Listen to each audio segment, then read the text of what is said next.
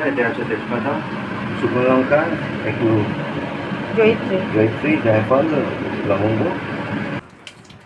18 ঘন্টা মতো mutton marinate হয়েছে। এতে আছে নুন, সর্ষের তেল, তারপরে হলুদ, লঙ্কা গুঁড়ো, অল্প একটু জিরে গুঁড়ো, ধনে গুঁড়ো, আর একটু গরম মশলা মেশানো। আর এখানে আছে পেঁয়াজ কাটা। এটা মোটামুটি ভাজা চলছে। আর পেঁয়াজটা কুচি করে কেটে রেখেছি। আর এখানে এই যে এটা তো জিঞ্জার গার্লিক পেস্ট বানিয়ে রেখেছি, আদা রসুনের পেস্ট। পেঁয়াজটা দিয়ে দাও তাহলে।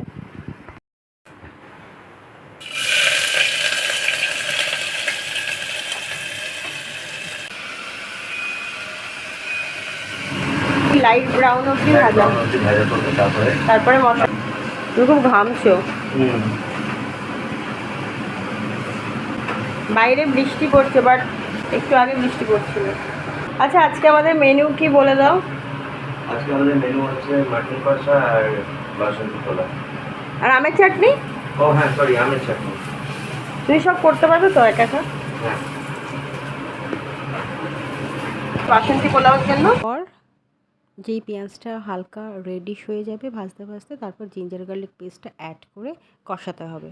তারপর একে একে সব মশলা, সবাই তো জানেন মাটন কীভাবে হয়, যার যার যেরম যেরম recipe, as per test all spices should be given.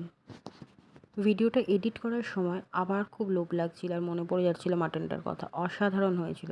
বর রেঁধেছে বলে বলছি না, সত্যি ভালো হয়েছে। আমি দেবো, এই আমার এখানে টমেটো কাটা আছে,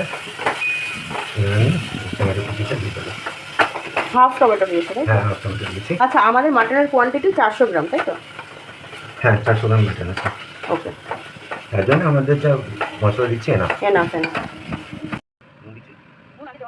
আচ্ছা, তবু আমি এখানে হলুদ দিলাম অল্প একটু, মানে টেস্ট করে হাফ টিস্পুন। এখানে লবণটা একটু চেপে দিচ্ছি। ঝাল ঝাল লাগে মাটন ভালো। কাশ্মীরি লাল। ওকে, ফর কালার। আচ্ছা, এইদিকে দেখুন চালটা পুরো কোট এসে গেছে। এটা হাফ বয়েল হলে নামিয়ে নেবো। 50%, তাই তো? জি। হাফ চামচ। আর এটা আমার একটা স্পেশাল মশলা আমি ইউজ করি, অনলি ফর কষা মাংস। আর আমাদের প্রিয় শাহী সঞ্জয় শাহী গরম। হ্যাঁ, গোটা রসুনটা খুব ভালো লাগে, ওটা চাম্পারান স্টাইল মনে হয়। মাটনটা মোরলেস কষা হয়েই গেছে, মোটামুটি কষা হয়ে গেছে। এবার জলটা দিয়ে দিচ্ছি। আমার মশলা ভেজানোর যে জলটা ছিল, হ্যাঁ, ওটাই আমি দিয়ে দিই। এটা পুরোটাই দেওয়া হচ্ছে। আর প্রেসারে জল দিয়ে কাঁচা আমগুলো কেটে রাখা। কাঁচা আম একটু ইয়েলো হয়ে গেছে কিছুদিন, অনেকদিন ধরে ছিল। হ্যাঁ, একটু ইয়েলোইশ হয়ে গেছে। আমরা একটা গন্ডগোল করে ফেলেছি, ভাতটা চালটাতে ঘি মেশাতে হতো, তো যাই হোক, আগে ভাত হয়ে গেছে। ভাতের পর ঘি, একটু হলুদ গুঁড়ো দেবে। একটু হলুদ গুঁড়ো দিচ্ছি। অল্প একটু হলুদ গুঁড়ো, বেশি কালারের আমাদের দরকার নেই। আর এতটা দেবো না, একটু লবণ দিয়েছি, বাস এনাফ। এবার সব দিয়ে এবার ভাতটাকে ভালো করে মেশাচ্ছি। একটু হালকা হালকা করে মেশাতে হবে যাতে না ভেঙে যায়। আমার কিশমিশ ভেজানো আছে জলে, আর এই কাজু বাদামটা এটা হালকা করে ঘিয়ে ভেজে নিতে হবে। প্রথমে প্রসেসটা দেখাচ্ছি। নাও, এটা খেয়ে নাও। এটা কি? Glucon D. এত ঘামছো।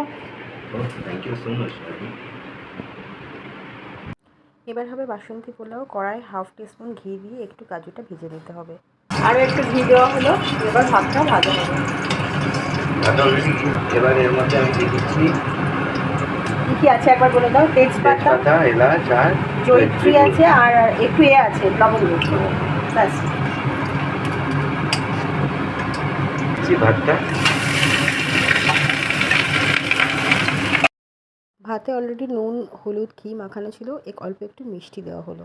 একটু মিষ্টি মিষ্টি না হলে বাসন্তী পোলাও ভালো লাগে না। এখানে আমার পাঁচফোড়ন রাখা আছে, তেজপাতা, শুকনো লঙ্কা, পাঁচফোড়ন। আর এদিকে আমার আম সেদ্ধ হয়ে গেছে, এটাকে আমি একটু ছোট কড়াইতে তেল গরম হয়ে গেছে, আমি এবার দিয়ে দিলাম এর মধ্যে আমার আমের চাটনি সবসময় পাঁচফোড়ন দিয়ে ভালো লাগে। হ্যাঁ। কি গন্ধ। আচ্ছা, এটা হচ্ছে চাটনিটা। এখন উঠবে। আর আমার পোলাও রেডি। আমি ওপর থেকে এই কাজুটা ভেজে রেখেছিলাম, আর কিশমিশ ভেজানো ছিল, সে দিয়ে আমি গ্যাস বন্ধ করে রঙটা একটু হালকা হয়েছে, বেশি কালো রঙ দিইনি।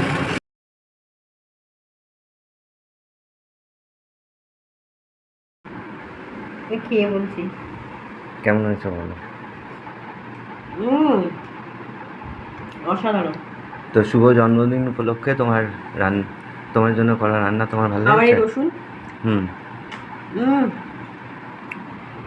খুব ভালো হয়েছে।